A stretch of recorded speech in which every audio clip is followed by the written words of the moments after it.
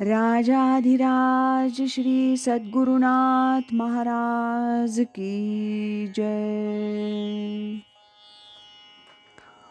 तीर्थस्वरूप परमपूज्य श्री रामराय गोविंद केळकर तथा श्री दासराम महाराज यांच्या वचनांवर आधारित श्री दादांचेच अंतरंग सत्शिष्य न गोखले यांनी लिहिलेल्या नित्य नवा दिस जागृतीचा या ग्रंथातील आज ऐकूया 5 फेब्रुवारी या दिवशीचं चिंतन. जोपर्यंत ज्याच्या शरीरात श्वसनाची क्रिया चालू आहे तोपर्यंत तो जीव संसारी. संसार म्हटला म्हणजे आपल्या डोळ्यासमोर निराळच चित्र उभं राहतं. घरदार, प्रपंच, बायको, मुलं इत्यादींसह असलेला मनुष्य म्हणजे संसारी.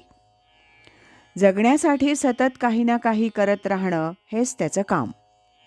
नानाविध अडचणी, संकट, विघ्न यांना तोंड देत देत आनंद कमी आणि कटकटी जास्त असलेला तो संसारी. संसार करता करता परमार्थ करण्याचा प्रयत्नही काही जण करतात. संतांचं सांगणं तेच आहे. परंतु बहुतांश लोक संसारीच धन्यता मानतात असंही दिसून येतं. परंतु खरे संसार म्हणजे काय हा प्रश्न जर आपण विचारला आणि त्याचं उत्तर शोधण्याचा प्रयत्न केला तर उत्तर देणं अवघड आहे. संसार म्हणजे संसरण. ते श्वास उच्छ्वासाला उद्देशून वापरलेलं आहे. श्वसनाची क्रिया ही प्रत्येकाला आवश्यक आहे, कारण त्याशिवाय जिवंतच राहता येणार नाही. म्हणून प्रत्येकजण संसारी आहेच. तो परमार्थी आहे की नाही असं हे त्याच्या संसारावरून ठरवता येतं. परंतु मी संसारी नाही असं एखादा संन्यासी माणूससुद्धा म्हणू शकणार नाही, कारण त्याचं श्वसन चालू आहे. जगण्यासाठी आवश्यक ती प्रक्रिया प्रत्येकाकडून म्हणजे ज्याला आपण जिवंत समजतो त्याच्याकडून आपोआप होतच असते. त्यातून जाणीवपूर्वक सुटका करून घेतली तरच संसारातून सुटला असं म्हणता येईल. परंतु श्वसनाशिवाय माणूस राहूच कसा शकेल हा प्रश्न आहेच. फार थोड्याशा योगी लोकांना ते शक्य आहे. त्याचं वर्णन ज्ञानदेवांनी आपल्या कुंडलिनी योगात 6व्या अध्यायावरच्या टीकेत दिलेलं आहे.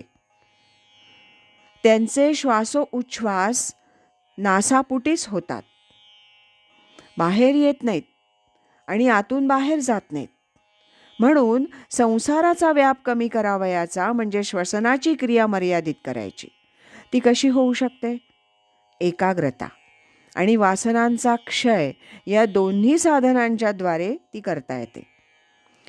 12 अंगुळे बाहेर जाणारा श्वास कमी होत गेला की संसाराची व्याप्ती कमी होत जाते. ती जितकी कमी होईल तितका तो मनुष्य संसाराच्या तापातून मुक्त होत जातो.